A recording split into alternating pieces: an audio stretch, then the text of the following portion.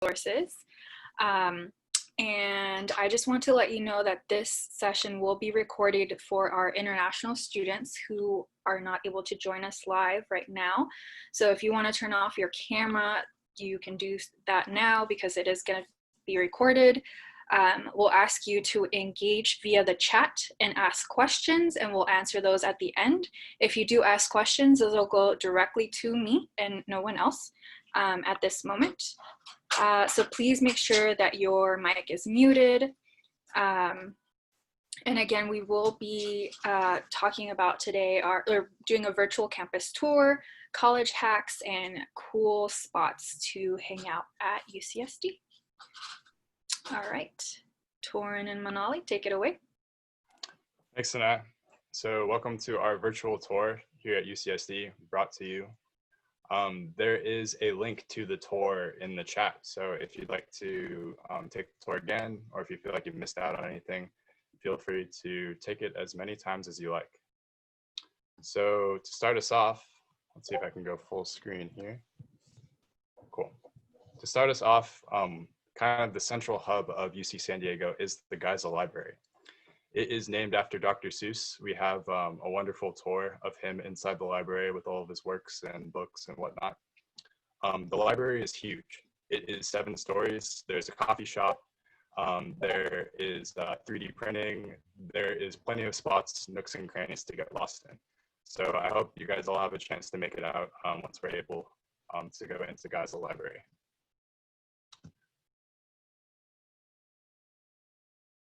So this tour is kind of set up like as if we're making a quick little stroll through the campus. So here, let's see if we can show one of the pictures. Oh. So here's the entrance to Geisel. And then here is sort of the awesome structure that it is. It's kind of a architectural and engineering feat that we like to show off here at UC San Diego. And here is the walk we're taking. So this is a panoramic view. You can look 360 degrees around. It's kind of hard to navigate with a mouse pad, but I'll let you guys mess around with that in your spare time. So as we walk through, the Geisel walk here actually has a motif. The book Paradise Lost by John Milton, he was a famous English poet in the 1600s, is sort of the theme of this walkway. I think we can get an aerial view. Let's see. But the book Paradise Lost, if you're unfamiliar, is about Adam and Eve depicted in the Garden of Eden, and the evil serpent that tempts Eve to eat from the forbidden tree.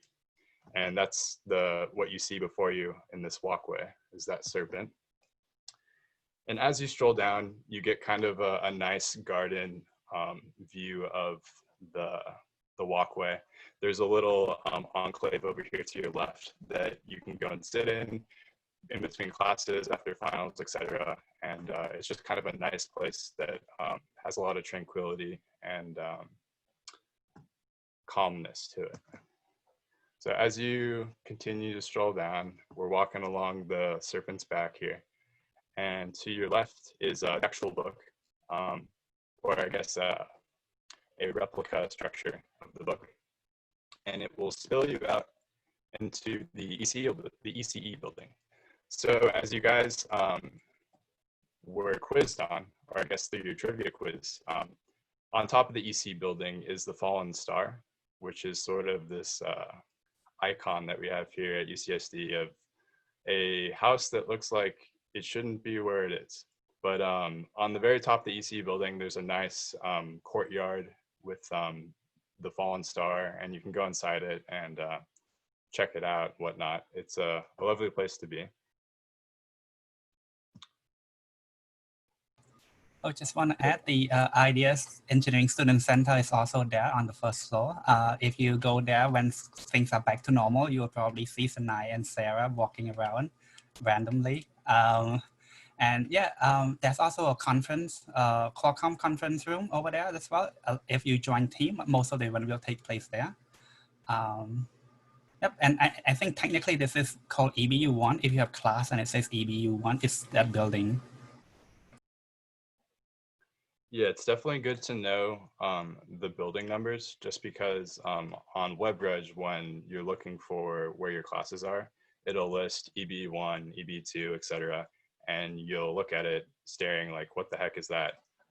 So just for your information, this is EBU1.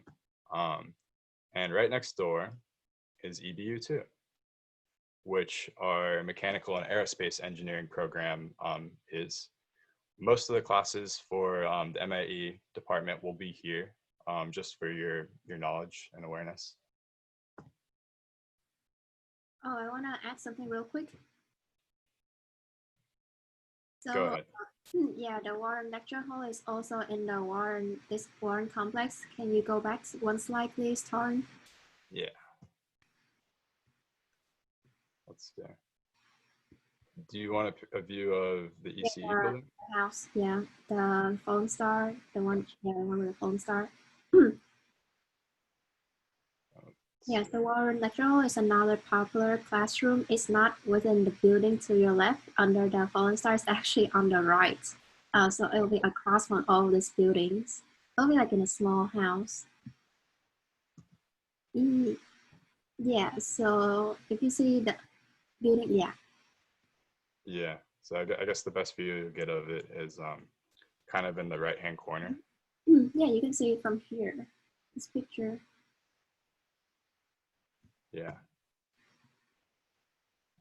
Anyways, UCSD is huge, so it's definitely a good idea just to become acquainted with where all the classes are. Let's see.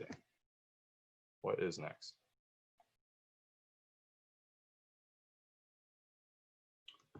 So here's Atkinson Hall, just another one of the many places to hang out, lounge, get some food at UCSD. And then for all the water sports, we have the Canyon View Aquatic Center. It's open for free swimming during the week, as well as it hosts all the water sports teams. That's where they all compete. So water polo and the rest of the water sports. Yeah, they actually got the swimming and diving teams there too, and they have 2 Olympic-sized pools, and in the back they also have the Outback Climbing Center, which is a climbing and like bouldering facility for like any of you rock climbers.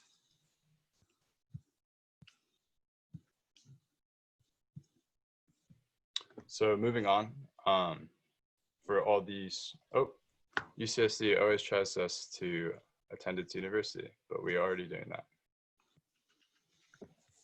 So we have the structural engineering and materials building. It's important to note that this building doesn't just host the structural materials engineering classes solely. I had ECE 5 here, and I'm pretty sure that some of the chemical and nano engineering classes are held here. But it's just another one of the many buildings that you'll have to go to and navigate when you go to classes, etc. It's right next to Price Center as a reference. Yeah, they also have Envision there, and a lot of the visual arts students use it as well, but it's they've got a lot of computers there. They got 3D printers, soldering stations, and like laser cutters. So it's pretty good for like independent projects. The whole building has like a whole ton of research and instructional labs, and they've got like they're the home to like tons of award-winning like faculty and researchers as well. Yeah, it's kind of like the hardware hub of UCSD. There's a ton of equipment, soldering, 3D printing, mechanical stuff that you can work on. It's a cool place to work on projects for sure. So let's see. I don't want to completely skip it, but here's the Visual Arts Center. It's on the way to Pepper Canyon, and it's sandwiched in between the structural engineering building. All the ICAM majors usually spend a lot of time here, so definitely worth checking out. And then on to the Conrad Presbyterian Music Center. So here's sort of the musical epicenter of UCSD. All the ensemble classes, choir classes, music major classes are hosted here.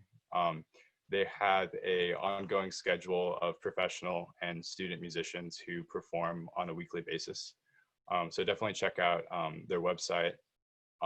If anybody's interested, they have a gospel choir, which anybody can join. You don't have to be musically inclined, but it's basically just a huge group of like 100 students who all chant and sing gospel music.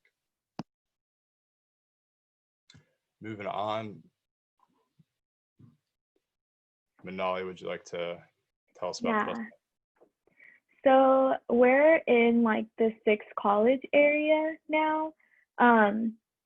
So there is a bus stop here, and I want to emphasize that it's free, quote unquote. You're paying it with your tuition money.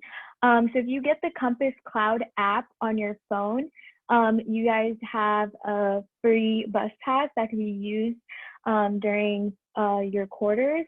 And this bus station, it can take you pretty much, I would say, the most popular places in the SB, or sorry, La Jolla. So it takes you to the market if you don't like Ralph's and Trader Joe's and those types of areas if you don't have a car.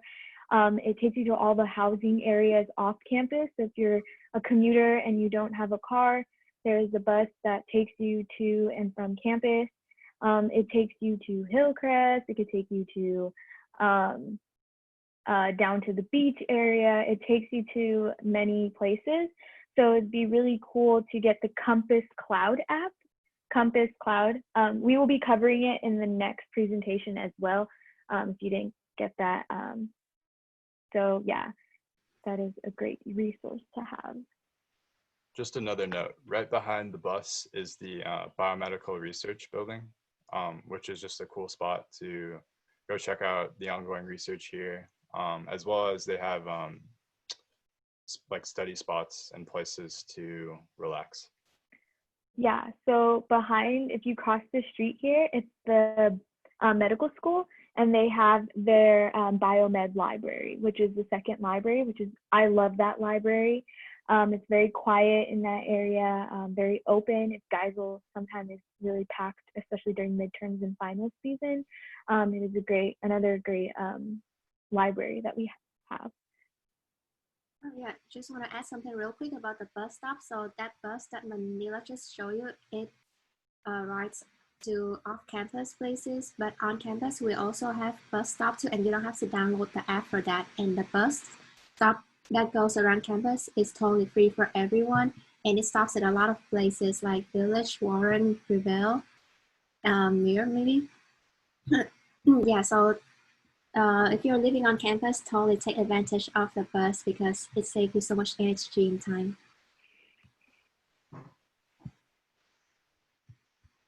And next we have Town Square.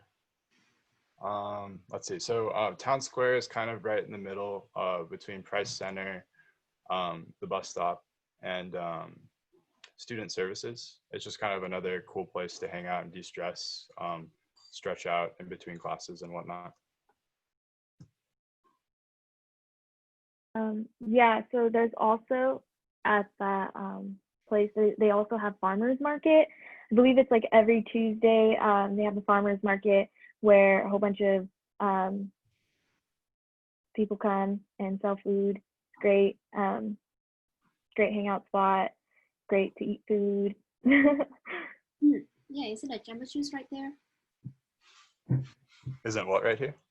Jamba Juice is right here. Yeah, Jamba Juice is in Price Center Plaza, which is just over the building in front of us.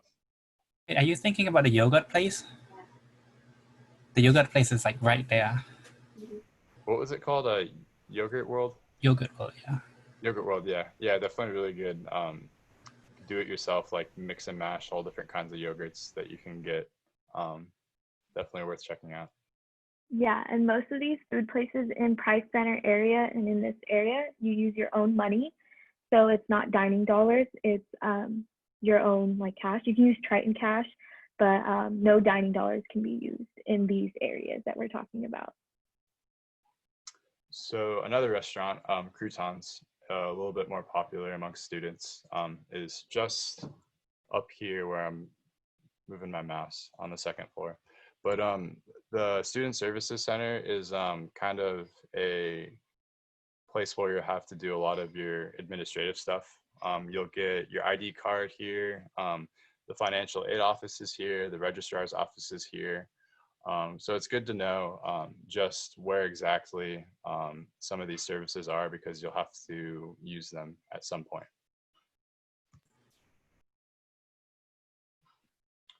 And then here's the quad. It's really basically just the student center, just 15 feet removed.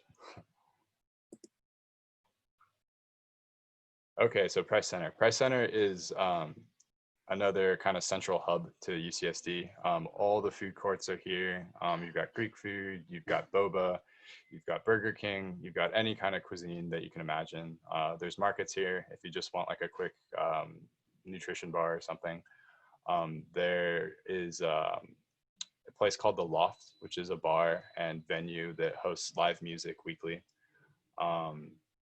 No, you said there was a nail salon, if I'm not mistaken. Yeah, so right on your left, if you see that little white sign, they have a nail salon and a hair salon. If you want to get a haircut or you want to get your nails done, they have one right on campus, which is awesome. Yeah. Oh, and PC also has microwave. So in case you brought your own, in case you bring your own lunch, go there downstairs on the first floor. There's there's like a couple of microwave, and I think that's like a commuter fridge. Whatever that is called, I forgot again. You can bring your lunch, store in the fridge, and then when it's lunchtime, go grab it and the microwave there. Yeah, and in addition to the communal fridges, there are little study pods that you can reserve online, or just if they're open, you can come and get them first come, first serve. It's definitely a place where you can get fed, do all your studying, and get a lot done in one spot. So here, yeah. Sorry, go ahead, Jeff. Yeah, PC also has these huge like multi-purpose rooms, and they actually host a lot of events. Like they host hackathons in PC, and they also host like the anime convention there as well. Yeah, and like on like the second floor of PC, they also have job fairs in the they have ballrooms, so a lot of your job fairs would be in those places. So what we have here is the library walk. Yeah, I just want to add to that decaf and engineering fair that.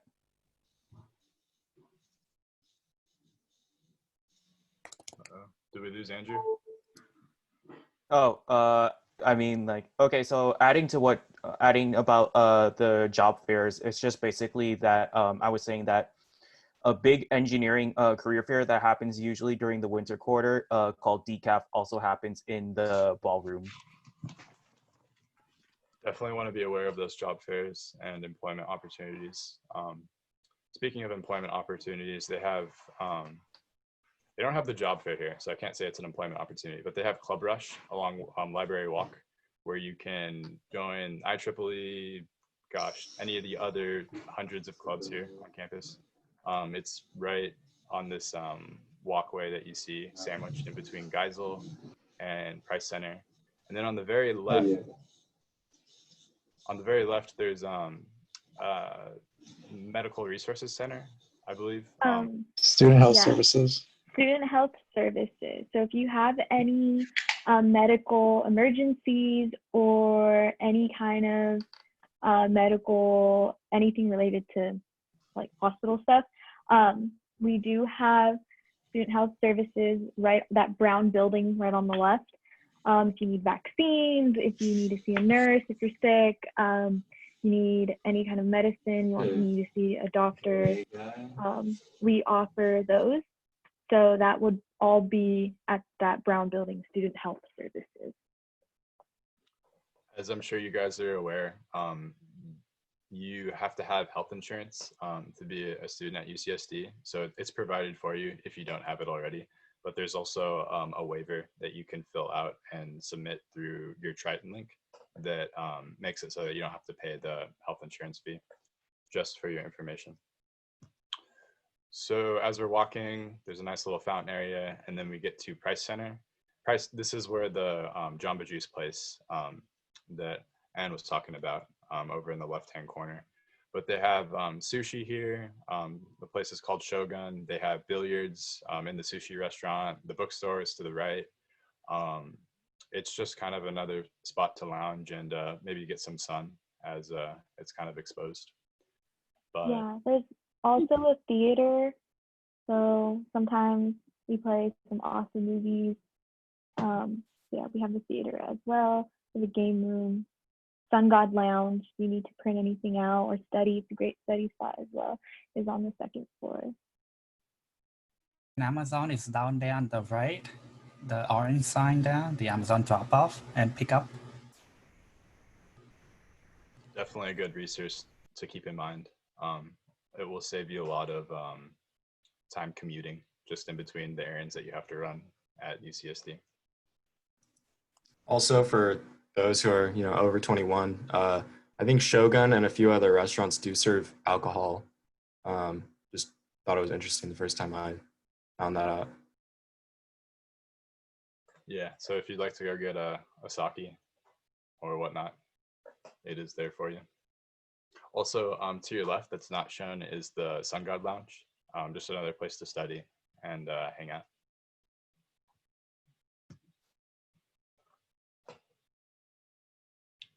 So here we have the bookstore. The bookstore has all your textbooks for any class at UCSD. It has an apparel section, so you can get UCSD hats, t-shirts, mittens, whatever. It's a good spot for school supplies, pencils, erasers, paper, whatnot. As well as like if you're like me and use like a tablet for your schoolwork, if you ever need like a USB charger or anything electronic related, it usually has it in stock, so you don't have to go 5 miles off the campus and go out of your way. Yeah, and fun Yeah. fact. Oh, cool. Go Okay. ahead, G, go ahead. Okay, all right. Yeah, fun fact. They're turning this bookstore into a Target. So yeah, that's pretty neat. You were gonna say something about that? Mm-hmm. Yeah, like you were mentioning earlier, in the bookstore they have Amazon lockers. If you're ever gonna order something, if you live on campus, let's say at the Village or something, and you want something quickly, if you order it to PC in the Amazon lockers, actually comes quicker. So yeah, if you need to send something out as well, they have Amazon lockers. I just remember something. Ton, can you go back to PC Plaza? Of course. So yeah, there's this place called The Zone where you can go at any time and grab some tea. And I think once a week, maybe on a Thursday, I forgot. It's been quite some time. They have therapy fluffy. They bring a therapy dogs. I'm always there every week, petting some puppies. Yeah, that's like somewhere on the left. It's called The Zone. Yeah, it's right next to Jamba Juice. So Jamba Juice is on that. It's like right underneath Shogun in the game room. Right, yeah, it's right there. And it's a great place to de-stress. They have a lot of like arts and craft activities, like T was mentioning, therapy fluffies, free tea. You could just come in and get tea. So. Mm-hmm. The drink tea. You don't actually get to have tea for free. Wait, T, you said what time is the therapy pets? It's every Thursday at, forgot what time, 1 p.m. I think. It's been so long. But yeah, I mean, if you look at the website, thezone.ucsd, I think, .edu, they should list it there when you're back to campus. And I think like at like finals week on a Wednesday, they always have like a bigger therapy fluffy event where it's like an entire ballroom. And then they have like 10, 20 dogs. So that's neat. Yeah, so even being a second-year transfer student, UCSD is just so huge, and there's so many resources and opportunities that you probably will never learn about all that is offered on campus until you leave, or even afterwards. So moving on, here we have Center Hall. This is just another classroom lecture hall that you'll probably have some of your classes in. It is in between Price Center and the bus stop. But other than that, unless anybody has anything to add, no. Okay, we'll move on. Okay, so here's the Mondeville Auditorium. This actually used to be where the old music department was before the Conrad Presbyterian Music Center was built.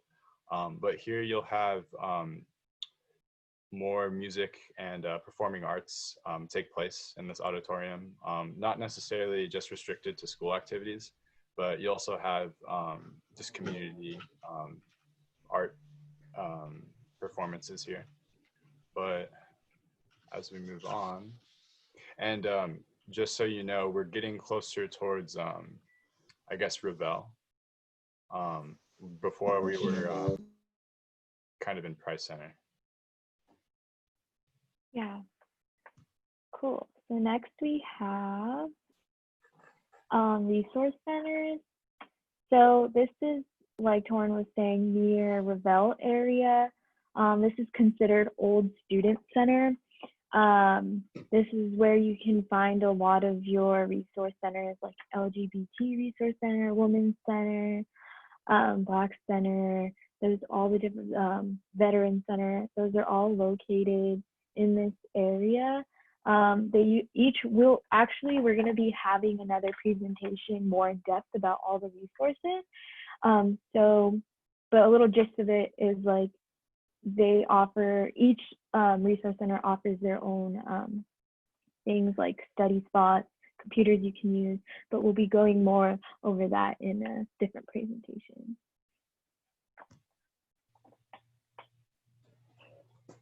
So this is just where the centers are located. There's a cool little bookstore in that hallway right there. And then there's open mic nights in the, there's a student run lounge and / store on the left-hand side.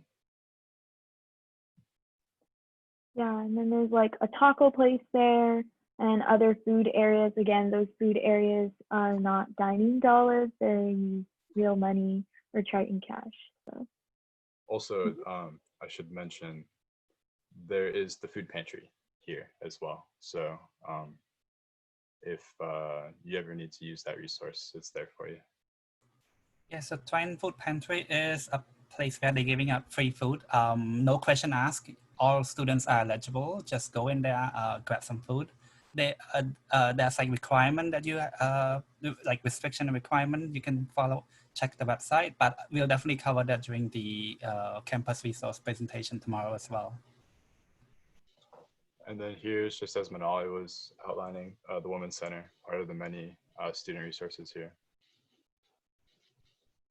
Oh, I don't know if this was mentioned yet, but nearby the Women's Center and the LGBT Center, I think there's a place, there's like another bar or place called Soda and Swine. So that's like another place where you could also, for all people 21 and up, you could get your drinks there as well. Fun fact, Professor Luganati in the ECE department, a few of my friends got a drink with him at Soda and Swine. So it's also a nice place to socialize with your professors. Cool, Jeffrey, I think this is you. Yes. Yeah. So here's Main Gym, and it's like a huge facility. It was once the home of our school's men and women's volleyball and basketball team. I think it's currently the home of our fencing team. And they've got room in there for like 6 basketball hoops and room for like 3 volleyball courts. The top floor has a weight room with a ton of weightlifting equipment and machines, but they also have like a ton of cardio equipment. The other side of the top floor has a tumbling and dance floor space, and as well as an aerial silk room. So this is going to be where all the aerial silk classes happen. And this is where the rec classes are held as well, such as fencing and like karate. So moving on, we are now in the heart of Revelle College. So here's the Revelle Plaza. Just another spot on campus, a little bit more inland than the Price Center. Anybody have any comments on this? Yeah, so Revelle is natural sciences. So most of your chemistry labs, chemistry classes will be here. If you look, kind of like the blue umbrellas are covering it, but that's Galbraith Hall. Oh, that's gonna be the next slide. Okay, but yeah, this is a great place to hang out. Yeah, sometimes they have events here where they bring in puppies or like rabbits and stuff. Yeah, so more of your natural sciences classes are gonna be located here. And then here's Galbraith Hall, just another lecture hall. T, do you want to describe? Yep, so I can add. So yeah, Galbraith Hall is a big lecture hall. In a way, there's a big lecture hall in there that I want to say is the biggest. If you have a class with 300 plus students, chances are it's going to be in this building. And over there, there's also, in this building, there's also 2 study rooms, great place to study. One is like completely like dead silent. No, everyone's there is doing their own thing. If you drop a pen, it will just echo throughout the whole room. And then another room is just quiet, but you can still whisper with your teams. So great place to like work with your teammates. And I think the theater and dance department is also in there as well.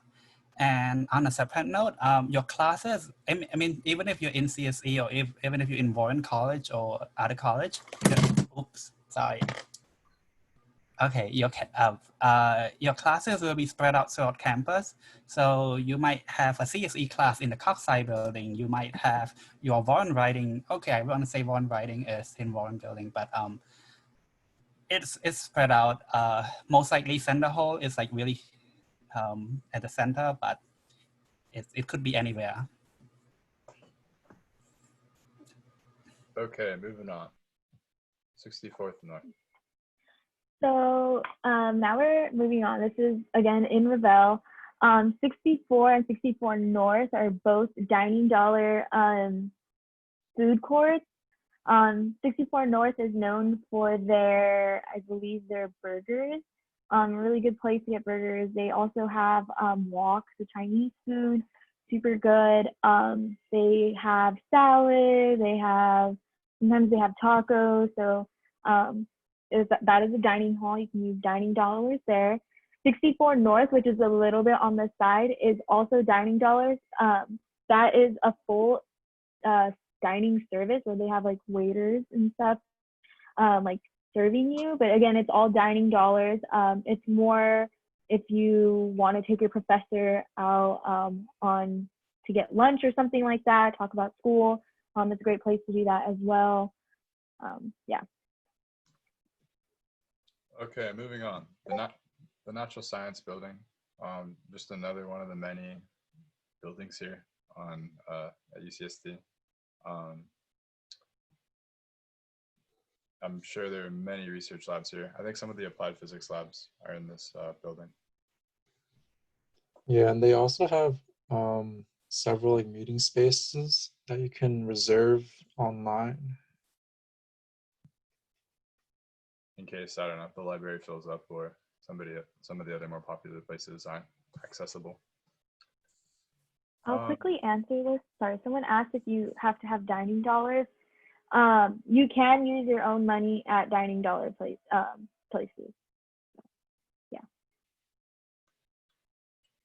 So here's Pacific Hall. Again, another noteworthy facility, place of research labs.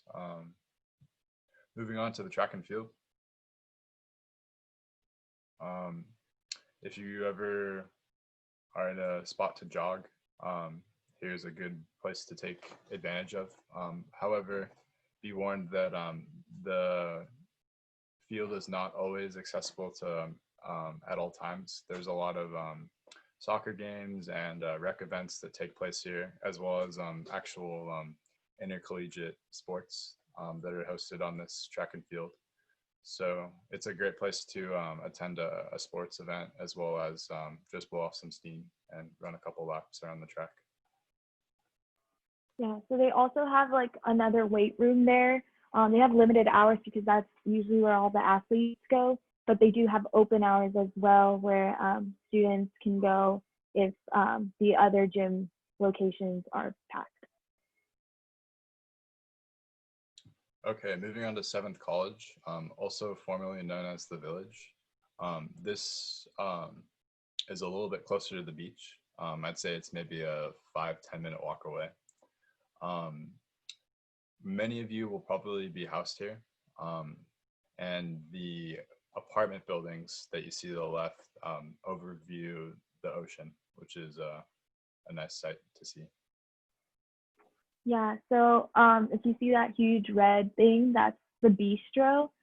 Bistro is another all dining dollar used all service, I guess. It's mainly known for their sushi.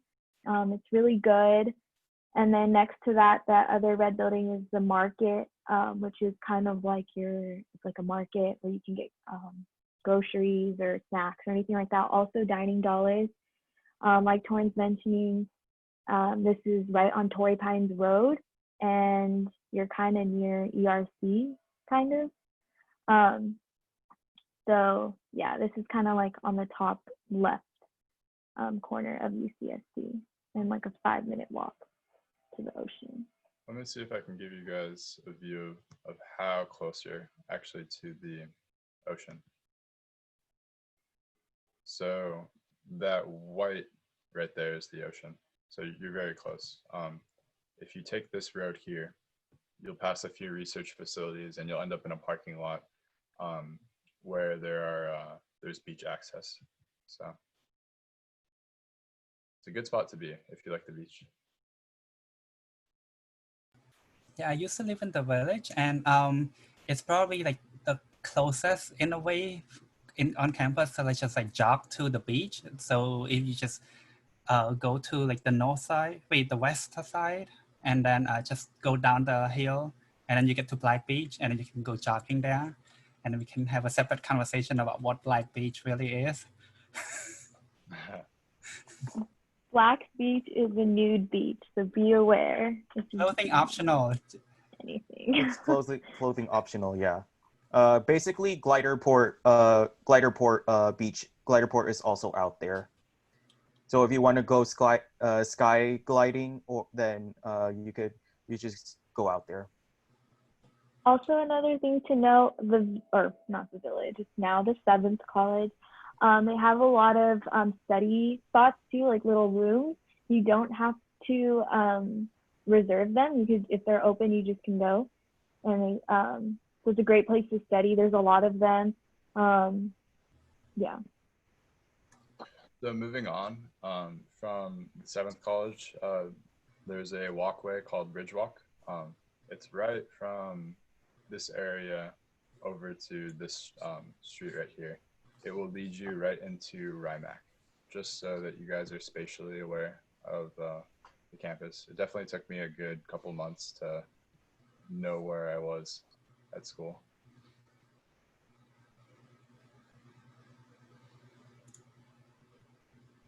And here is the RIMAC.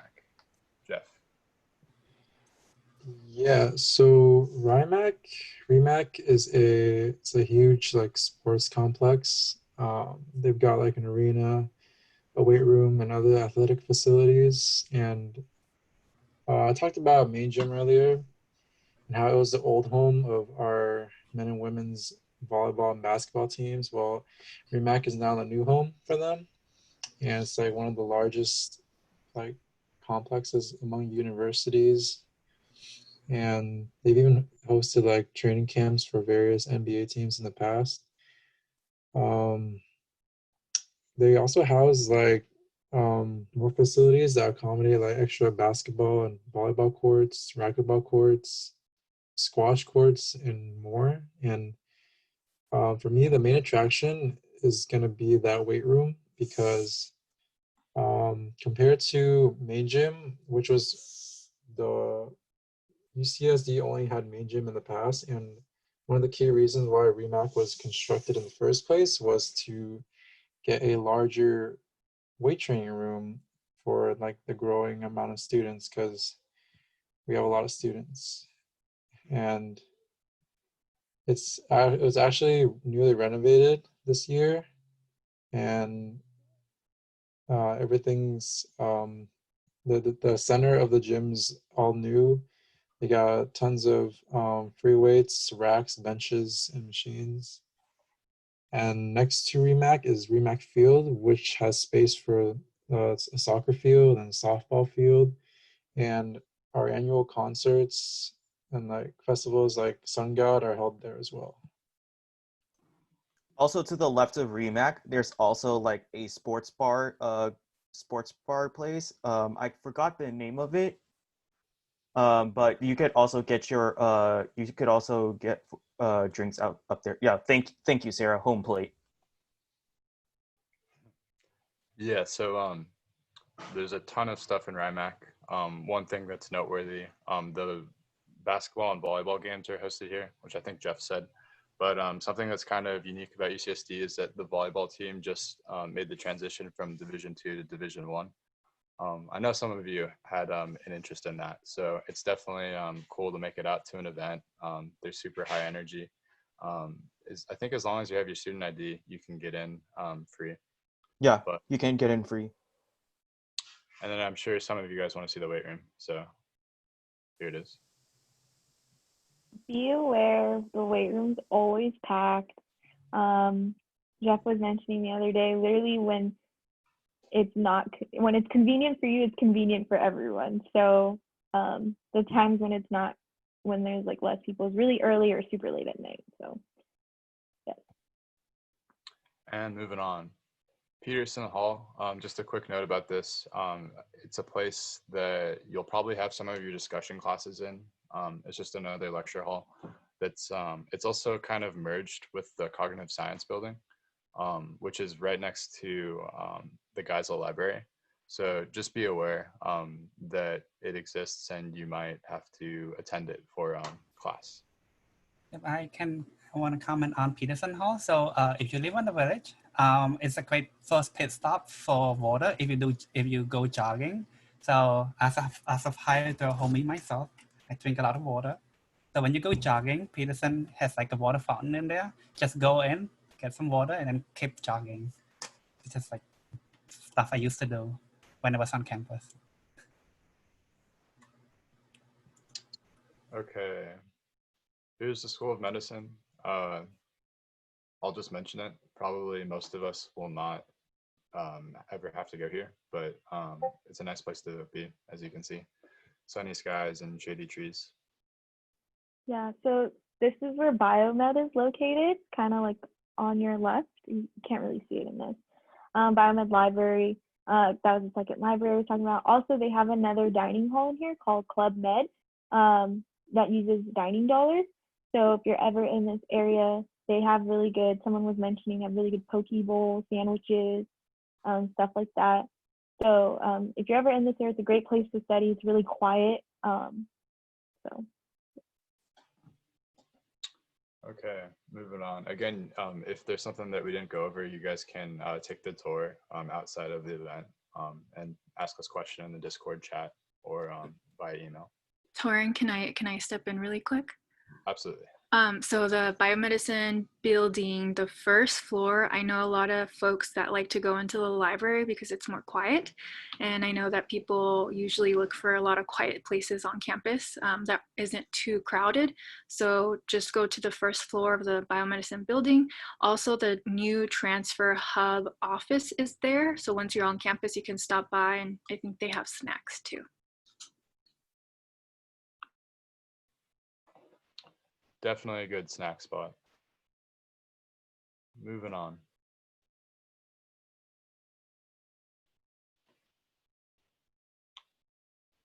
So sort of the last thing at UCSD that's a bit out of the way is the Scripps Center. I'll just show you the map so that you know where it is. But to give you an idea, that's where Revelle is, the Galbraith Hall, the Revelle Plaza. So you have a little ways to get to the Scripps Oceanography Institute. But here's a great spot to hang out, to go look at cool research that's ongoing in the oceanography lab. There's a cool pier. And I think, Manala, you had a couple cool secrets about this place.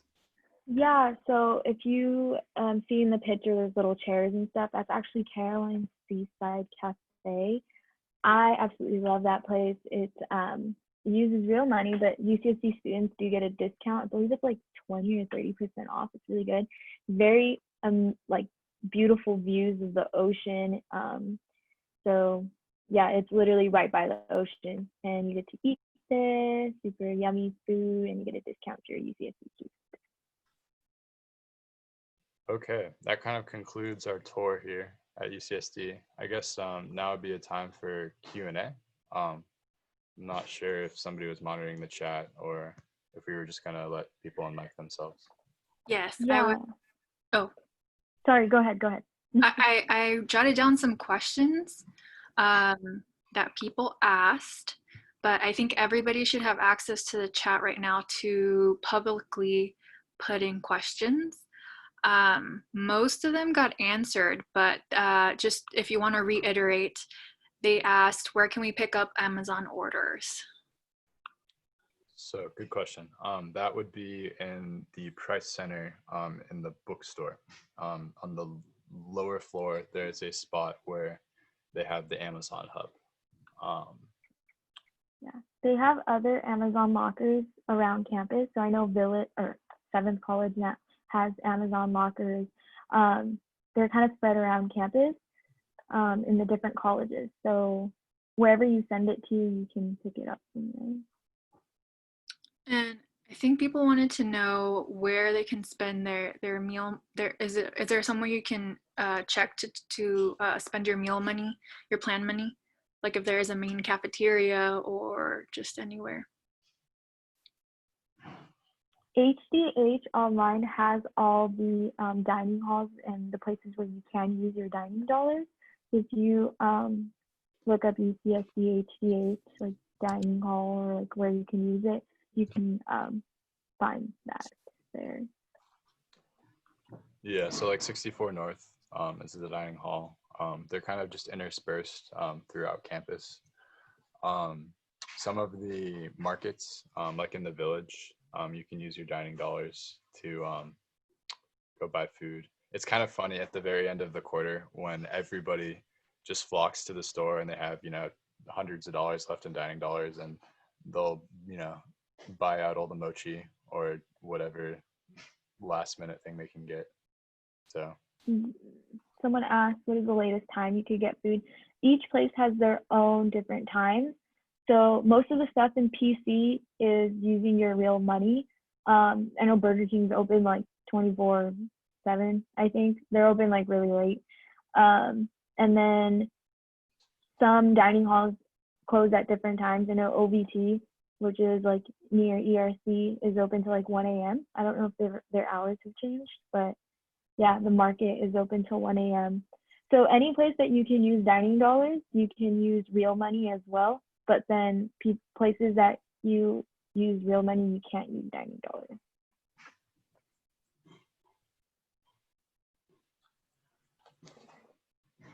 any other questions? Someone asked, when can we purchase parking permits? I believe you can purchase them like now, if I'm not wrong. Online, Yeah. right? You can buy them online now, or if you're on campus, you can buy them at the transportation center, and that is like, oh gosh, that's like near, I think, the visual, I can't remember the building name. So all on-campus offices are actually closed. So all the transportation offices are closed until further notice. If you need, so the permits go either by quarter, by session, annual. So there's a bunch of different options when it comes to parking. If you needed parking starting now, until like the rest of summer. That's an option. There's also a 10-day pass if you only need it sometimes. But usually for the start of the quarter, they won't do it super far in advance, but you can still look it up and see the rates. Okay, yeah, so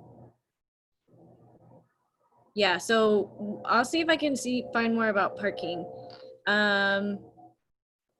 There's also, oh, go ahead. I was just gonna bring up the next question that I saw on here. Oh, okay, and I was going to mention that there are little machines at each of the parking stations, so you can buy like a day pass or a couple hours, or online you can purchase like is it a 7-day or a 10-day? So if you want to use that before purchasing your actual student pass, you can also do that. Also, just an aside, parking is free on weekends if you get a special kind of permit that is free that you can access through the permit site. So you won't have to pay on Saturdays and Sundays. You get 10 a quarter, I believe. But parking is not free on weekends. Yeah, not anymore. they used to have a Type D permit that you could get for free on the permit site. So that was a pilot program. So you could get weekends and the Regions parking lot for discounted, but in terms of parking, you still need a permit. So you would need the D permit. It's not free. Yeah, but well, maybe this is outdated, but at least the D permit used to be free. Like you still had to go through the website and get it, but you didn't have to pay. Okay. Because I know as a staff, I had to pay for the D permit. So, TDB about about parking permits, because with COVID, it's been very dynamic. It's changing all the time, but the shuttles are still running. I'm saying there's no one in the shuttle office to like go and talk to someone. Everything's being done via email or by phone. Yeah. So someone asked if having an electric scooter is safe and convenient. People do use electric scooters and bikes and skateboards and stuff like that. I just know on Library Walk, you're not allowed to ride your bike or your scooters and stuff there because it's really, there's a lot of people usually walking there. So just making sure you know where you can ride it, stuff like that.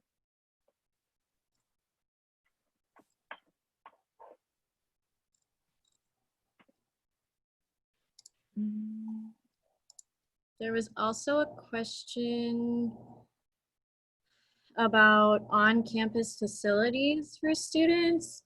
So in terms of like the study rooms and things like that, you should be able to access them based on your student ID, like you use your student ID into the door. In terms of in public, really public spaces, like if you were to try to go to Price Center to study or eat, all the tables have been removed. So that is the university's way of discouraging sharing public spaces and discouraging meeting in groups and things like that. So it just depends on what you're looking for specifically in terms of which facilities you're looking for. But as long as you're a student, because you're paying these fees in your tuition, you have access to them. Will you be able to utilize them the same as if we weren't in COVID? I can't answer that because it depends on the facility.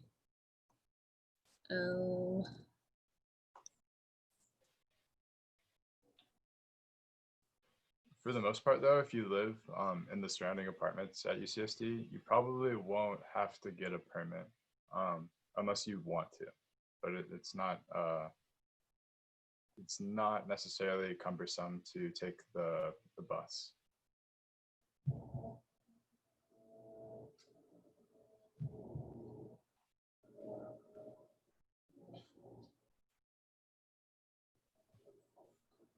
The bus comes very often. It usually comes every 15 minutes and it runs until 12 p.m.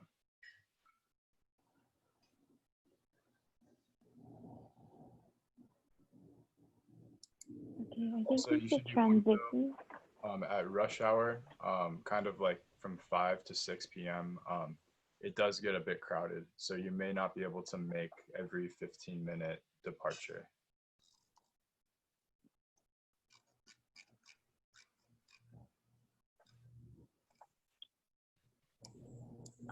When do we get our student IDs? I remember when I was moving in to the village, now the 7th, they gave it to me then.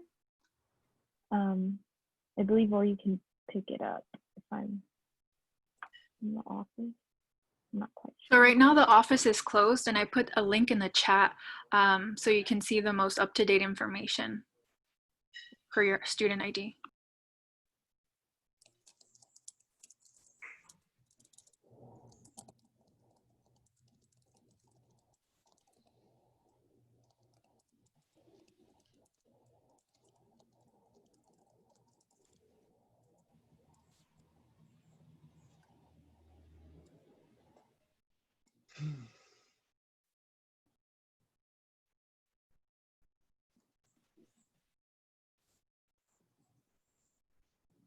Okay, so we're just going to move on to the next presentation.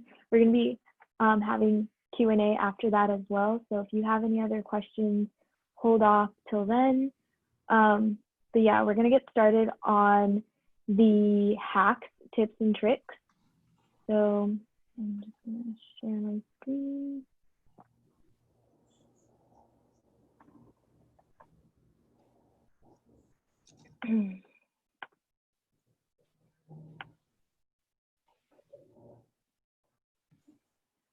Can everyone see my screen?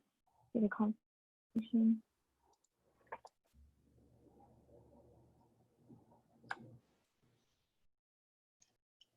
Yes, no? Yes. Okay, cool. So we're just gonna get started on the college hacks, tips and tricks. So some of the best study spots that we put together that are on campus are these here. These are just some of them, they're not all of them. The ECE Tutoring Center, Biomed Library, which we went over during the virtual tour. North Break, which is at the 7th College. Pete's Coffee. There's a coffee place right on Remack, right next to, right on Ridge Walk, right next to Remack. Geyser, which is the main library. Warren Courtroom, the Resource Centers. Pepper Canyon Computer Lounge, 2nd floor. Sun God Lounge, which is in PC. And EBU 2205. These are just some of them that we came up with.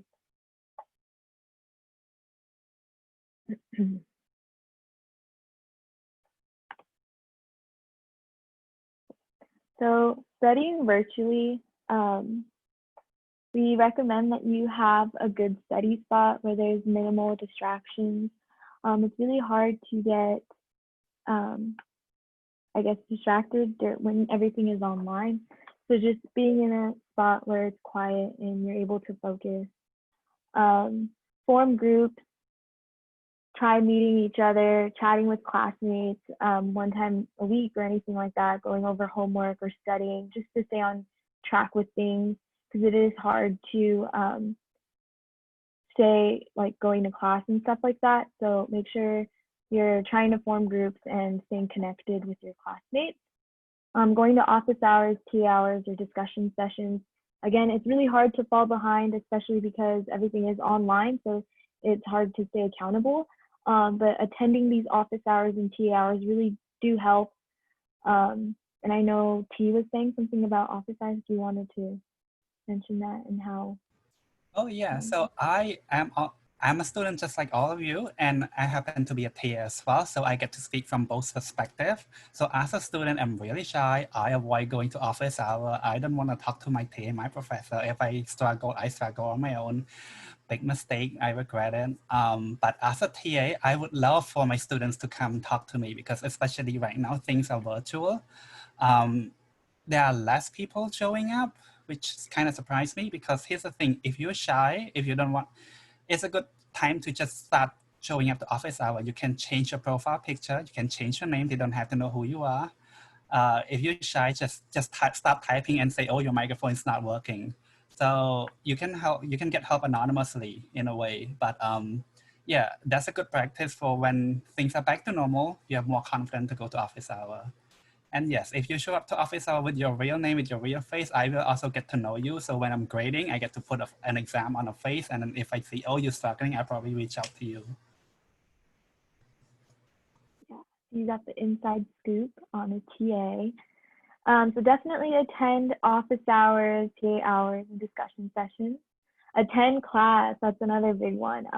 Again, it's hard to, some people, like I used to just sleep in bed and then just turn my Zoom on. So try to get up, try to get out of your bed.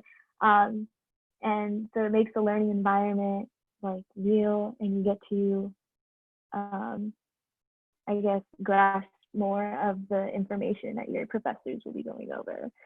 Also take advantage of online websites like Khan Academy, YouTube, Chegg if you have it. Tutoring centers like the IDEA and the ECE centers, they offer, I know Torin has something to say about the tutoring centers. Yeah, so one of the main differences between community college and UCSD is that there are just so many more resources here. You have tutoring at the IDEA Center, you have tutoring within the departments, ECE Tutoring Center. I'm sure there's tutoring available for MAE, structural, bioengineering, nanoengineering, chemical engineering, etc. So don't feel like you're in it alone or that there isn't help available. Usually at any given time of the day, Monday through Friday, a TA, a professor may have office hours.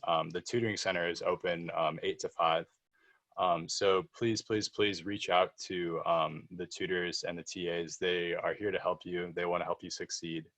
Also, another note, Chegg and Slater and some of the, I guess you could call them solutions websites, they are really good at some of the lower division stuff, you know, your math, your physics.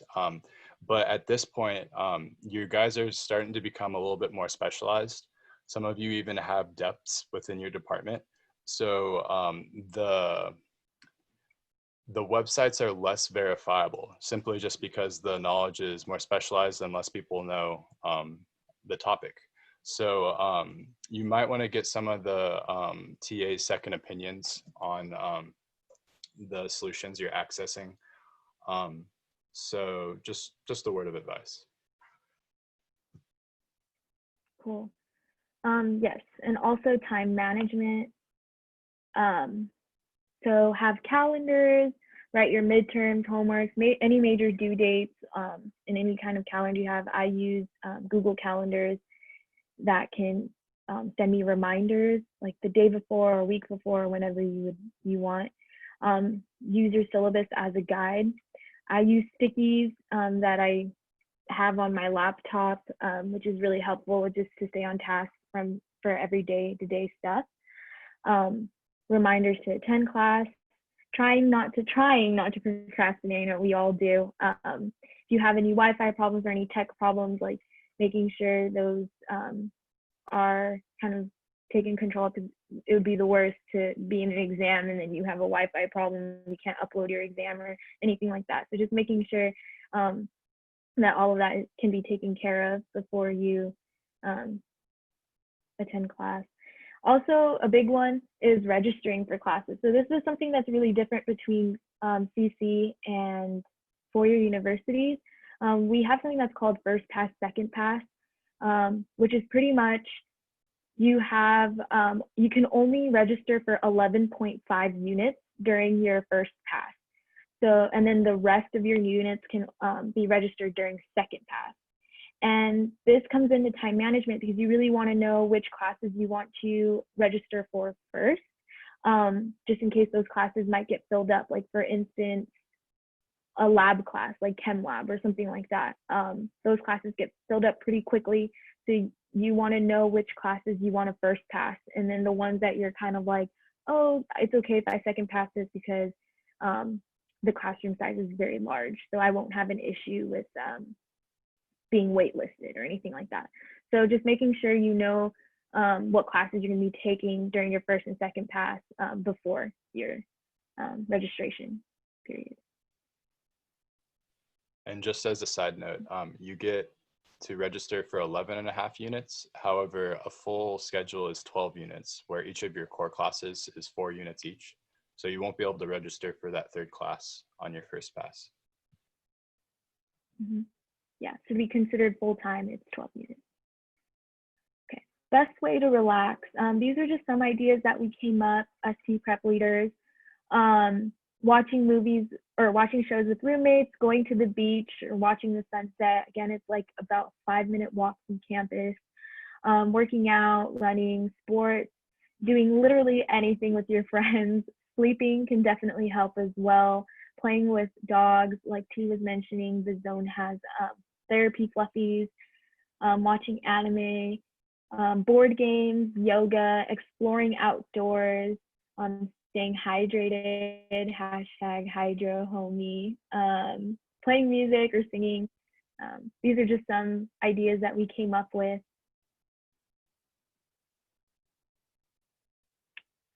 So favorite food on campus that is dining dollars.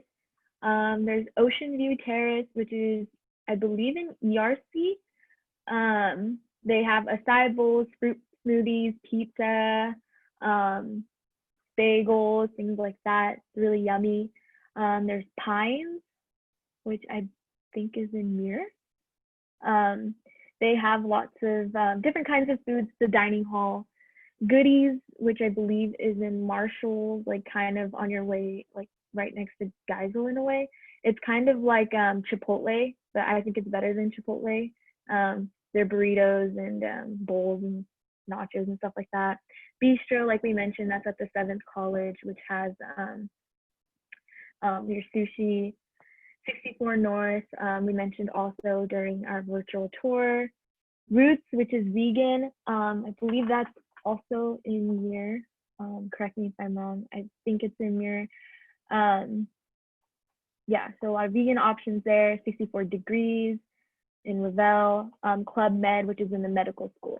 We went over these during the virtual tour. Some food places on campus that require money. So these places are mainly going to be in your PC Center or Old Student Center. There's Subway, there's Burger King. If you get the app for Burger King, it's way cheaper. And it's, I believe Burger King is open like 24/7. I want to say it's open like really late. So getting the app is really, really helpful. Blue Pepper, Bombay Coast, Croutons, the Loft. Again, the Loft was where it's alcohol friendly as well. Taco Via, which is an Old Student Center. Mom's, which is middle of Muir. They have really good coffee and a great study area at Mom's. It's a little bit on the louder side if you have like group projects or anything like that. Soda and Swine, which is a newly built restaurant on campus. They also serve alcohol, and Yogurt World, which is like frozen yogurt. Again, these are just some of them. They're not all of them. So, favorite food off campus.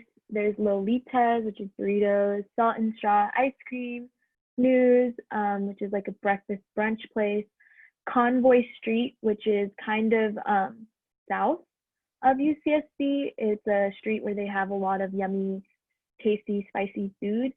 There's Pokey, Taco Stand, Regent's Pizza, Shake Shack, Tacos El Gordo, and Caroline's Seaside Cafe, which is what I was talking about, where they have a student discount for UCSC students.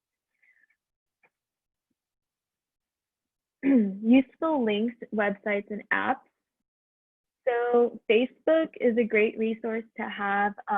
Facebook pages like UCSC Free and for Sale, UCSC textbooks, PDF sharing, any club or organization you are in, they will have a Facebook page. So that's a great way to stay connected and keep up with anything. If you need to buy something, Free and for Sale is usually like for a little bit cheaper price, textbooks or PDF sharing, stuff like that.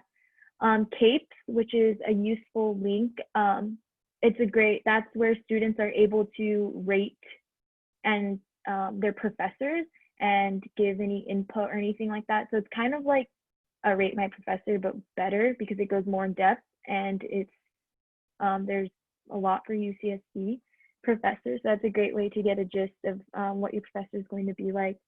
There also is a Reddit page. I have the link here, and I'll be posting these slides on Discord and Facebook, so you guys will have access to these slides. Instagram pages, they usually have free giveaways, any updates of upcoming events, wellness. For instance, the pages include UCSD Bookstore, UCSD AS at UCSD, UCSD HPS, things like that. Handshake and VAC and My Triton Link, WebReg, those four we will be going over. Torn will be going over, I believe, on Friday and more in depth of what those do. But basically, Handshake is a research internship job position website where y'all can apply to any position. VAC is a virtual advising center. It could be major specific, college specific, and you can ask any question and they get back to you pretty quickly, like 1 to 2 days. It's a great way to, if you have any questions about anything, they can get that answered for you. My Triton Link is, I'm sure most of y'all have explored that. It's pretty much where all the links are for financial, classes, advising, grades, apps like Canvas. Canvas is pretty much what we have transitioned to for your classes. That's where professors usually put all their links there, all their notes. Canvas is the main website for that. WebReg is for signing up for classes. That's the website that you use for signing up. Grubhub is an app, and if you have dining dollars, you can connect your Grubhub, your UCSD card to your Grubhub, and you can order food. Like, let's say I want something from the Bistro, I can order it from Grubhub and go pick it up, and it uses your dining dollar, so it's connected to your UCSD card. So that's really helpful to connect that if you do have dining dollars, anything like that. Compass Cloud is what we were mentioning for the bus. Again, it's a free bus pass. You're using it with your tuition money, so it's a great app to have if you're going to be using the buses. Adobe Scan and Cam Scanner. Since we are virtual now, a lot of your homework or your exams you're going to have to upload onto Canvas or any other website you're using. So these apps are great for scanning your papers if you're using paper and making it into a PDF so you can turn those in. Does anyone want to add to that?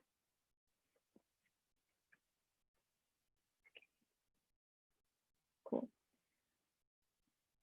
Okay, textbooks. So some of your classes might not need textbooks.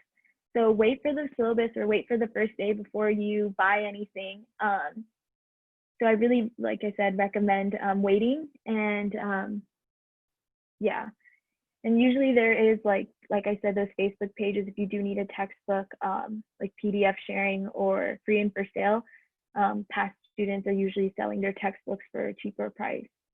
Like Torn was mentioning, there's Slater, which is kind of like it's kind of like Chegg, where it's kind of like a solution, but again, like Torn again was mentioning, it's not really major specific. So those are just something that you can use, but obviously not copy. You don't want to get plagiarized or it might not even be right. So again, talking to your TAs and stuff like that. But those are some useful websites to maybe get a idea of how to solve some problems. Amazon Rent, ebooks, stuff like that. You can buy the textbook from the bookstore, but again, those are going to be a little bit pricey. So definitely take a look at Amazon Rent or ebooks for those. Cool. Okay. So for research, try to take advantage of research opportunities when you are at a UC Institute. We are transfer students, so it's kind of not really a disadvantage, but we're kind of later on the game for research. And some of y'all do have research positions right now, but a lot of transfer students do not. So definitely taking advantage of it right away, because we only have like such a limited amount of time now, like 2 or 3 years here at UCSD. So again, website like Handshake, going to career centers, going to the career center. We're actually going to be having a presentation from a career center representative coming in, I believe it maybe tomorrow or the next day, but sometime in this TPrep program. Specific departments have postings of research opportunities or internship opportunities, so definitely keeping a lookout for those. Contacting professors, so most of your professors will be doing research, so definitely reading some of the papers that they've published and getting to know your professors and what they do, and maybe having an into their labs is a great way to get a research position. Using the Real Portal and AIP, which again, Torrin will be going more in depth in these websites on Friday, I believe. So again, these are more portals for research opportunities. There's also UC Leads and Gear. I believe, Jeffrey, you mentioned these if you want to go a little bit more in depth with UC Leads and Gear.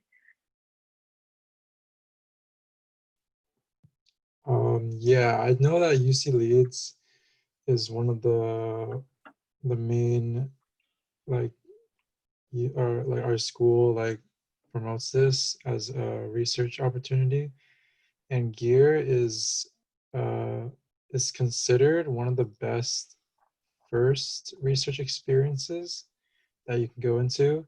But the thing with Gear is that you can't, like, as incoming students, you can't apply for it right away. You have to be at the school for at least a year before you can apply for it. So all of you guys coming in right now, like, you can apply for it next summer. And if you get in, it will be a year-long program. Yeah. Okay, cool. Right, so a lot of these have websites as well. So if you want to get to know a little bit more of these things, then definitely Google search those. Again, doing research on your professors and your TAs. Usually professors are, majority of professors are doing research, and I would say a good amount of TAs are also doing research. So just getting to know them, what kind of research they're involved in. We also have something that's really cool called coffee with a professor or lunch with a professor. So UCSD, I believe it's 2 times a quarter you're able to take a professor out, and UCSD pays for that. So you have to apply for that online. If you Google search UCSD like coffee with a professor, you're able to do that, and it's a great way to get to know your professors one-on-one. You could do group ones as well, so it's not just you and your professor. It could be like a group of students and your professor, just to get to know them and get an insight of what they're doing if you're interested in any of their lab work or really anything.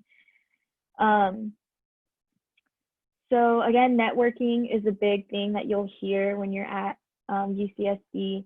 Again, emailing professors, showing interest in their lab, representing yourself, maybe having like an elevator pitch or something. So when you do go to, like, let's say a job fair or something like that, you have something to say about yourself. Yeah. Does anyone want to add to this? Yeah, I will add. So 2 things. The coffee and dine with professor is it's done by the department. So if you're under warrant, just go to warrant and then look for coffee dine with professor over there instead. If you're in Revel, it will be under Revel College. And yeah, regarding getting a research position, definitely talk to your professor or your TAs. Worst case scenario, they just point you to the other person. At least you still being directed to someone else. Like if you just randomly come to me, I would say, I'm not doing research right now, but if you're interested in research in this thingy or this field or that field, I can refer you to my friend or the other professor.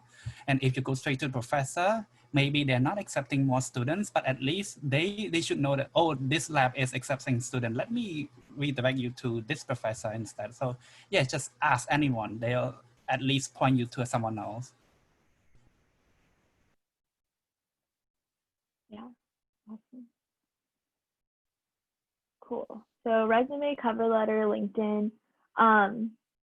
Try to get your portfolio on a roll. Again, better late to start now than later. Again, we are transfer students, so we're kind of coming in the middle, whereas, you know, students that have been starting UCSC from freshman year, you'll meet a lot of students that are freshmen or sophomores that are, oh yeah, I'm in a lab or stuff like that. So trying to, if you're interested in that, so starting right away is a good idea. We will be having transfer prep. We'll be having a resume day, so keep an eye out for that. Sending in your resume and getting it critiqued by T-Prep leaders and graduate students. So that's a thing that we will be doing. Tailoring each cover letter. If y'all don't know what a cover letter is pretty much each position that you apply for pretty much would want their own cover letter. It's just a way to get a more in-depth of who you are and understanding of who you are instead of just reading a resume. It's more personal. Making a LinkedIn is a great idea as well for future employers to see. It's a great way to also network with your student colleagues, with professionals, stuff like that. Great way to, I guess, advertise yourself in a way. Right, so better to get started earlier than later. Does anyone want to add to this? Cool. So miscellaneous. I don't know. Okay. I'll take the role on this again. So miscellaneous stuff. Biomed Library has the cleanest bathrooms. Biomed Library again is in the medical school. Treat your glutes how you want to be treated. I don't know who wrote that, but okay. If you have trouble finding parking, there's a dirt lot next to the Village, North Campus, so that's like glider port area. But be aware because they do give tickets if you're gonna park there overnight or anything, and there is chance of car break-ins happening. So if you are running late or if you don't have a pass or something like that, you could definitely park there. But again, nothing's guaranteed. Right, so we talked about the food pantry as well. That's in the old student center. Right, so we mentioned meeting with an advisor. We advise you to meet with an advisor at least once every quarter, just to make sure everything is on track, even if you know if everything is on track, just to make sure everything's going well and you're on track to graduating, you're on track with your own schedule. Just making sure. Also, just meeting with your advisors is awesome. They could have some input on research opportunities, or you can ask them any kind of question like that. We can help you out. Another miscellaneous thing is Magana classes. So UCSC Magana is known to, if you're trying to get a GPA boost, Magana's classes are known to be easy A's. And that's just some life or UCSD trick or hack. He teaches poli-sci classes. He teaches in the summer. It's pretty much like somebody was mentioning, it's pretty much like you write 2 essays, a midterm and then a final. And if you do, like if you write a decent paper, you'll get an A in the class. So that's something, if you want to look into, that's something that could definitely be used. And then taking advantage of professional headshot events. So I'm not sure who wrote that. If you guys want to elaborate on that. Yeah, I mean, like for me personally, I don't have like a lot of professional headshot pictures, and these are free too. So a lot of like some orgs might be hosting it, or like departments, and you can just go, make sure to dress up nice that day. Just get that one good like professional headshot for like your LinkedIn profile, and then or like your handshake profile, and you're just, yeah, you don't have to worry about it anymore. Cool. I'm not sure. Someone asked in the chat if there's going to be one happening soon, and I'm not sure because, you know, because of everything going on.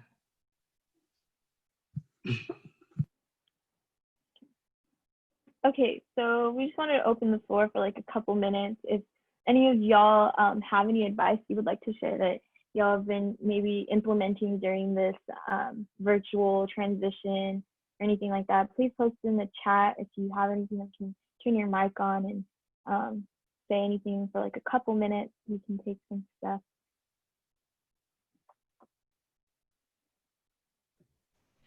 Hi, my name is Alex Moretti.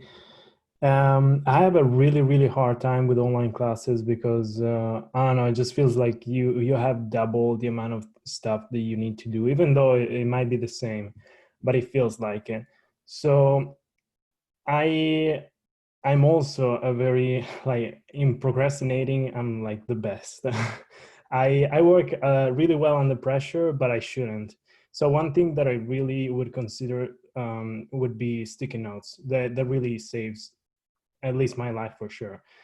Having a list of stuff to do every day and knowing that at the end of the day, if you accomplish at least, you know, 3/4 of it, you feel good about it. It's really good. Plus you keep up with, you know, all the work you gotta do. It's really useful. So if you're like me, do it. Really useful. All right. Awesome. Thank you so much, Alex. Yeah, I totally agree with that. I have stickies on my laptop, like literally right here for everything that I have to do every day. So it's really helpful. And thank you, Alex, for sharing that. Does anyone else have? Oh, if I can jump in. Yeah. So I don't know if this would work for everyone, but what I like to do is give myself a due date for literally everything. So when I'm trying to balance doing homework and assignments that have actual due dates given to me by the professor, you put those on an immediate agenda. I used to have a paper planner, but then I moved to a Microsoft app. It's called Microsoft To Do, if anyone is interested. I have it on Windows 10. So that's for immediate stuff that is literally due and as stated by the professor. But I also give myself due dates for studying for exams. So once I get the syllabus, I put all the exams on a calendar I made using OneNote. I just made a table on OneNote and made my own calendar out of it. And I will assign deadlines for things I need and want to study. Those tend to get postponed if professors won't stop assigning stuff right up until a test. But I find that putting a due date to literally everything helps me keep on track, and I can get a better sense of if I'm staying on track so I don't fall behind. I also hate procrastinating. So that works for my style, but if you do tend to procrastinate, maybe this could help you break that habit. So that's just a tip that I have. Assign dates for everything and split your studying and your homework assignments in separate planners. That's my advice. Awesome. Thank you, Brenda. Someone mentioned in the chat that a good app is called My Homework, and it's available on iPhone, iPad, Mac. So I've never used that, but it's been recommended. So yeah, My Homework app. Anyone else have any advice they would like to share? Something to plan ahead for is just being able to have like a rest day, like have the foresight to plan like a Saturday or Sunday where you're just going to decompress and kind of free your mind of all the assignments, projects, tests that you have to take. If you don't do that, then you will probably be just as productive as if you did do that, because the work that you're doing when you would be resting is probably a little bit hindered and probably not as top quality as you would like it. So just keep in mind that the school's going to do a really good job of making you a good engineer, but everything that you have to do for self-care is kind of up to you.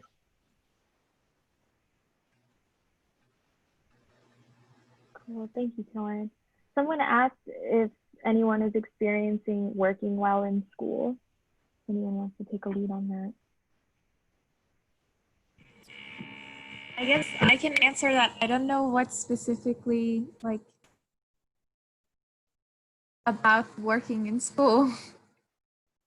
Like, what is the specific question? Just like it's more geared towards like paying bills and working, not like internship and research, like having an actual job. so I work on campus. I don't know if anyone like has worked off campus that they can jump in, but I recommend looking for jobs on Handshake very early on and applying to as many of them as possible. I applied to like 23 jobs before I got a position on campus. So you really gotta like just hustle that first quarter to get a job on campus if that's like something you want to do. Yeah. I think they meant like balancing your schedule, like if you're working and how you balance your schedule with school. Have a planner. So I personally like a paper planner just because I remember things better when I write them down physically. So I use a passion planner. I don't know, depends on like, like reasonable in these conditions. That one, I'm not sure, honestly. Everything has kind of like been flipped, but yeah, I recommend personally getting a planner, getting like sticky notes to color coordinate different things. So like for your classes, if you're writing them down, write them down in like blue, and then for like your work schedule, write them down in like pink or something, just to have like a contrast. It's always good to like visually differentiate things for yourself, just to keep them separate. That way there's like less of a chance of getting confused while scheduling things. So that's my advice. I don't know if anybody else wants to add to that. Yeah, I would like to add, I worked off campus while doing UCSD. I worked 16 hours a week. So what I did was I reduced my school workload. I'm always taking 12 units, and I was like, okay, I'm gonna take 3 years to graduate while working part-time. That's how I managed to like stay sane and get some sleep. Yeah, to piggyback off of T and a little bit what Torin had mentioned earlier, is that I know coming in as a transfer student, many people want to finish in 2 years. And trust me, I had that same mindset where I was like, oh, I didn't know I was going to take 3 years. I want to finish in 2. But again, just not overloading yourself and having those rest days, like Torin was mentioning, will really help you in your transition and, you know, tackling the courses you're going to be taking. So if you can't handle it, you know, taking like 20 units in a quarter or something like that, then definitely go ahead and do that. But I personally recommend like at least like your first quarter not doing that, just because, you know, it's just it's shorter quarters, right? They're only 10 weeks, whereas CC is 16. At least my CC was. And you know, classes the learning style is a little bit different. I feel like in CC it was more like you were kind of babied in a way, like, oh, here are all these examples and stuff like that. Whereas here, it's not really like that. It's more a lot of learning on your own and reading on your own and stuff like that. So definitely having those rest breaks and not being overwhelmed like T and Torin were saying. And it's okay, you know, if it does take 3 years, just, you know, being okay with that.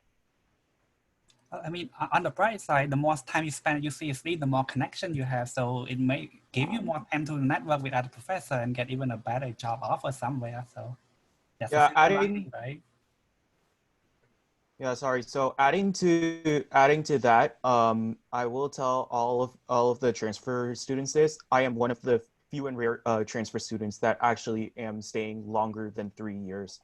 And so basically, I will say this, you know, I have been told by a professor that, you know, staying longer in college, yeah, sure, it is going to hurt your finances, but it isn't going to, it isn't going to hurt your chances of finding jobs or greater opportunities, because there's really no point in rushing out of college in 2 or 3 years. You end up having no valuable experience to share on your resume to recruiters, and you end up struggling to find work anyway. So it's like, if you have to stay longer in college for reasons of professional or academic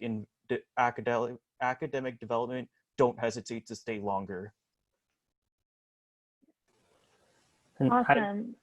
I'd like to actually add to the advice. Hi, my name is Ariel, of working and studying. So I've worked most of my time at community college, and the biggest issue has been always having your employer respect your schedule.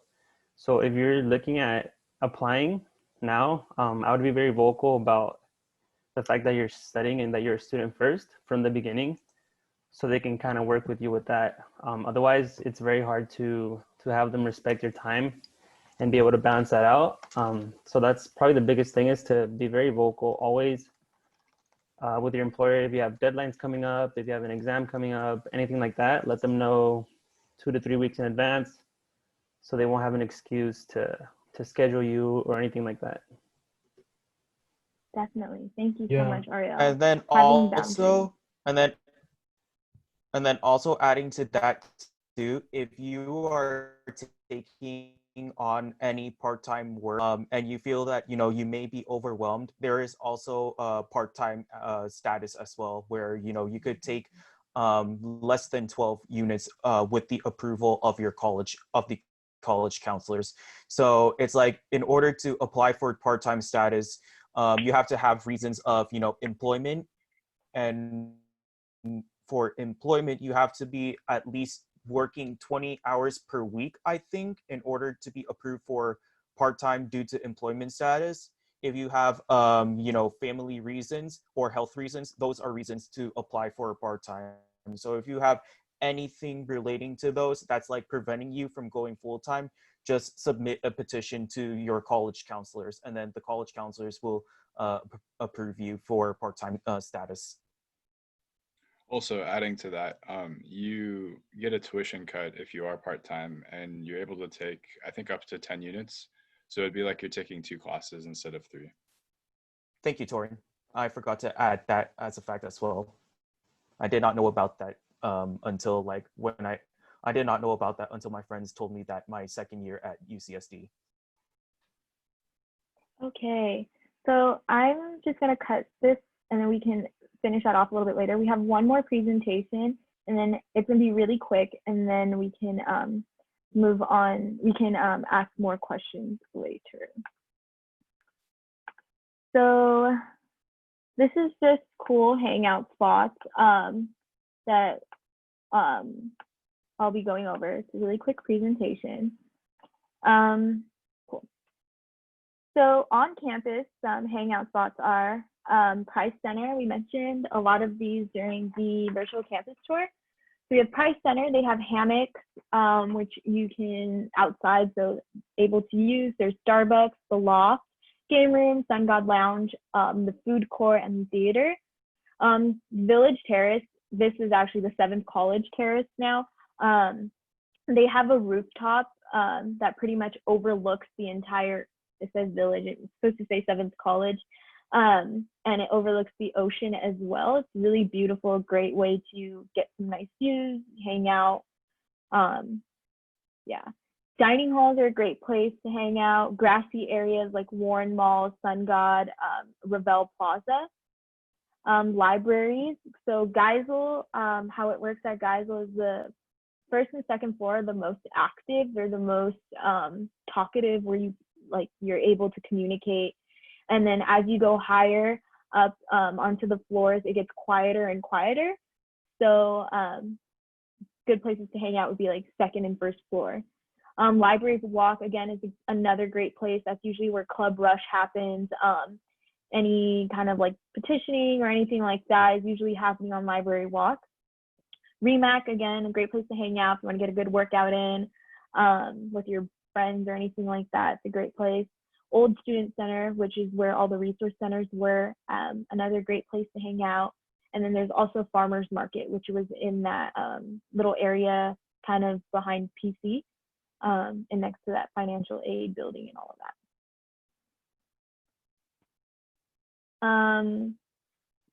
For off campus, these are some other cool hangout spots. Glider Port, which is what Torin was mentioning during our virtual tour, which is the 5-minute walk from campus. It's great, beautiful views of the sunset. It's kind of like a cliff, so it's really, really nice. There's coffee shops like Phil's, Better Bus, Lestats. I believe Lestats is open like 24/7. So that's another place like hang out or study or anything like that. Downtown San Diego is another great fun place. You want to try new food or ride bird scooters around. If you're, of age, they have bars and stuff like that. Really fun nightlife. Same with Pacific Beach. It's nightlife friendly. It's right, if you're of age and stuff like that. There's food places, shopping. The beach is obviously there too. So great places to hang out. Really close to campus, about I think 6-7 miles from campus. Convoy Street, which is the street that we mentioned in the previous presentation, where they have a lot of food places on Convoy Street, like spicy food, a lot of like ramen, boba, things like that. Hillcrest is another area which is super fun, nightlife, hang out, shopping, stuff like that. La Jolla Cove, same thing, shopping, food, really close to campus. Balboa Park, which is like a touristy area, nice place to hang out with friends and explore San Diego. Same with Coronado, Seaport Village, Little Italy, Old Town. All those places are super, they're like, I guess, like touristy, like fun places to hang out and get some good food and nightlife. Westfield Mall is right next, UTC is like right next to our campus, about maybe 1 mile, 1 or 2 miles away. The bus actually takes you there. So it's just like an outdoor mall.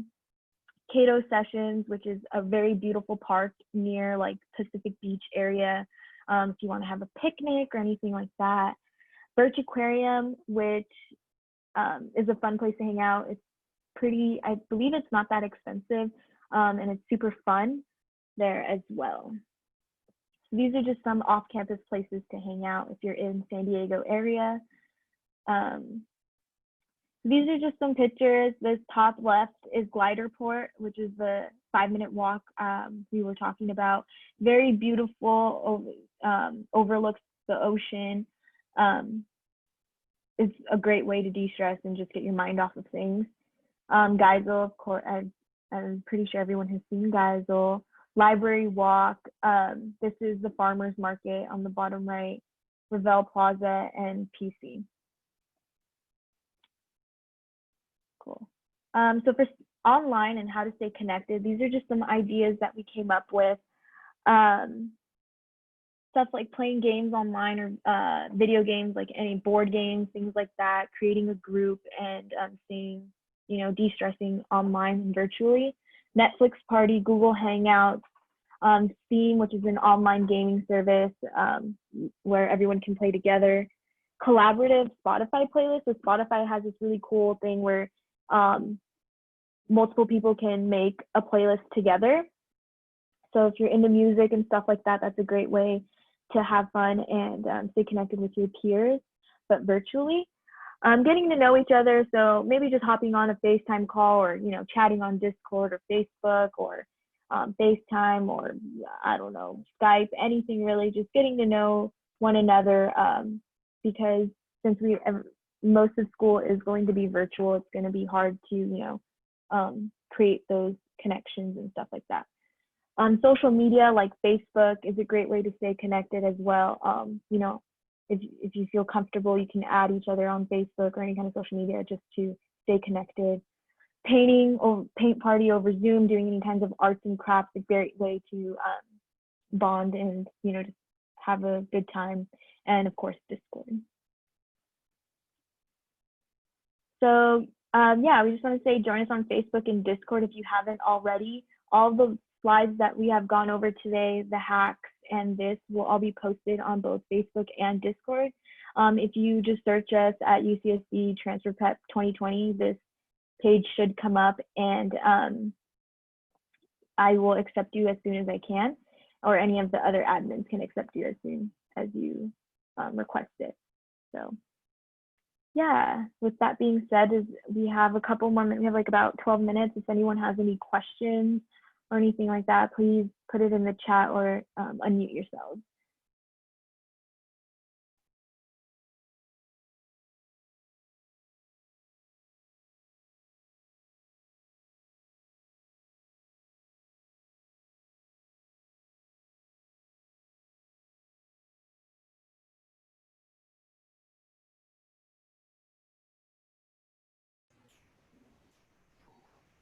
I want to share something. So just letting you all know, Hillcrest is an LGBT-friendly area, and every Wednesday night is college night. Just put it out there. You can look it up later when things are back to normal. And there's also the start a coffee place that opens 24/7 during normal time when things are normal. Yeah, you can go study at midnight while everyone else is also studying at midnight. So someone asked, any idea how waitlisted classes will go? So if anyone has any input on how waitlisted work.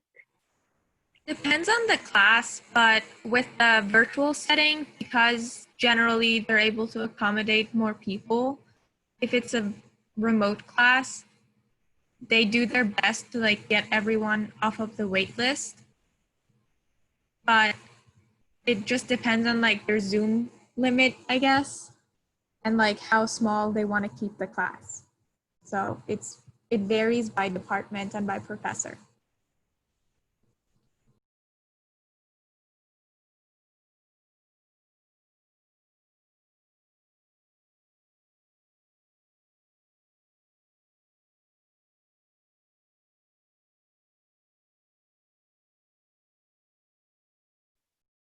Someone also asked if we're going to be going over how the bus works in the future. We don't have any other presentations for the bus and how it works, but does anyone have anything to add about using the bus and using Compass Cloud and stuff like that? I can go over it in my Triton Link presentation. Okay, cool. So yeah, we'll go over it on Friday then, more in depth about the bus and how that goes.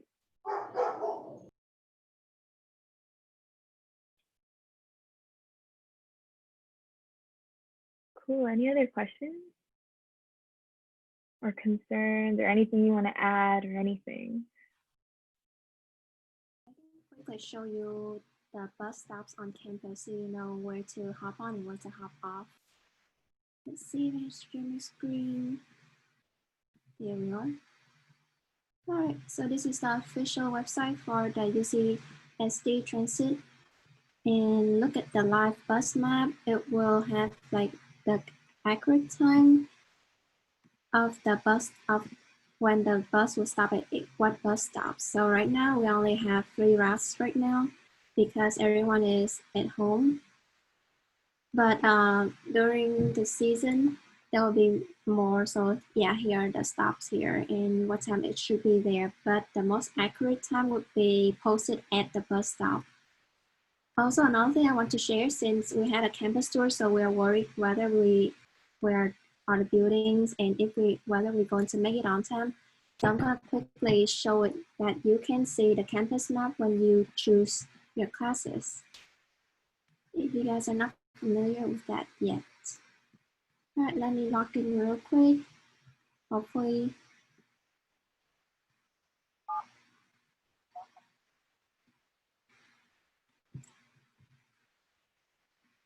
Yeah, so you will select the quarter you want to register for your class.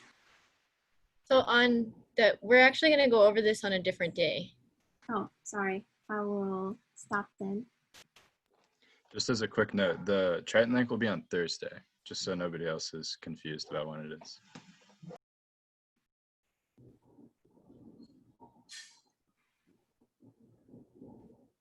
Okay, so there's another question that says, regarding classes, is there any site or way to get access to class syllabi?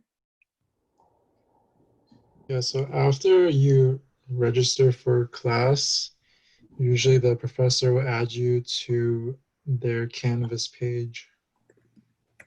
And they'll usually have like all those resources there, like schedule, office hours, and the syllabi. Yeah, so sometimes they post it like Jeff is saying, sometimes they post it on Canvas right away. Sometimes they might wait till like the week before or a couple of days before.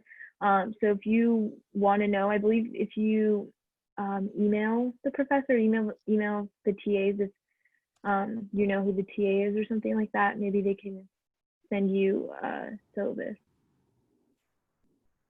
earlier if you would want that. Okay, so is it okay time to buy books now or later? So we went over this again, but to reiterate, some classes, like, you don't need a textbook. Like, they might say like on the class page, like, we need this book or something like that. But some classes, like, you don't need a textbook, and most of it is just going to be through like lecture notes that your professor does. So personally, I would wait before buying something, because some textbooks cost like $100 or something, like really expensive. So personally, I would wait until like the syllabus comes and like the first day where the professor actually says like, oh, you need the book, or this one's recommended but it's not needed, like stuff like that. So I personally would wait, but it's up to you if you would want to have the book now. So that's my opinion. If anyone has anything to add. I would also, I agree. Wait until the professor goes over their syllabus, because sometimes they'll post it early on Canvas, but then it's an outdated version of the syllabus and you end up not needing the textbook once they go over it. So always, like, just, I guess, like as a rule of thumb, wait until syllabus day for your class for them to like clarify everything on their syllabus. Yeah, I'll second that. And again, as I've mentioned before, as someone who hates to procrastinate, I will look at syllabi immediately, like buy the books, and honestly, that has come back to haunt me so many times. So as much as I hate it, wait until the very last minute, if not the first or second day of classes, before buying anything. And even ask the professor like face to face if you actually need it, because sometimes they don't even know their syllabus is outdated. So wait, I guess, is the moral of the story. Just as an anecdote, I've actually never needed a textbook at UCSD. I've taken like, I think 12 classes. I'm not sure if it's the same for everybody else, but professors are generally sympathetic towards textbook costs. So they usually are comprehensive in their lecture notes or the resources they provide. I can second that as well. I've never bought a textbook. On occasion, I've like found a textbook online, but if you just search the textbook name and then PDF, like, you can find it, like, at least a version from a few years ago for free. Also, there might even be like on the first day when they announce like what book, even if you do need it, there are going to be students in the class that will say like, oh, I have a PDF version of that. And then they'll just share it with everyone. And professors are generally okay with that. So always wait. Cool. Just as an aside, I had a professor post a textbook one time, just to give you an idea of like how lax they are. Yeah. So moral of the story, we suggest that you wait.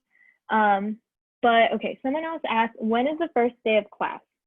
I believe it's like the last week of September, right? Unless they changed it. I believe. Yeah, When it starts is it? October 1st. October but that's 1st?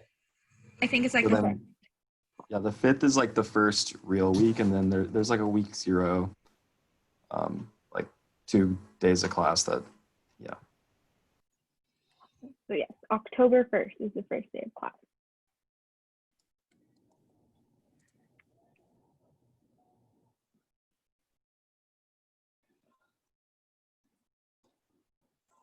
Okay, so let's just take one more question and then end the session since we didn't give you a break. I'm sure people are eager to take a break.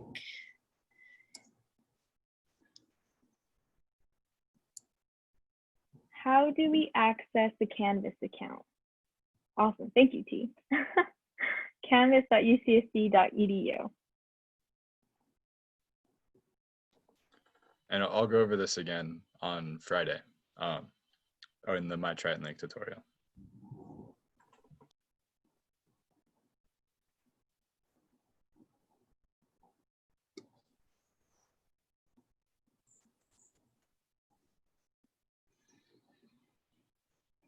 Right, yeah. Everything is linked on the My Triton link. All the websites. Okay, cool. I believe that's it. Thanks y'all for joining. I believe our next session is at 3:30 for the social. Yeah, so we'll see you back at 3:30 for the Ideas on Social. Thanks, everyone. Please check your email. I have sent the link for the 3:30 session there. Bye. Thank you. Thank you, everyone.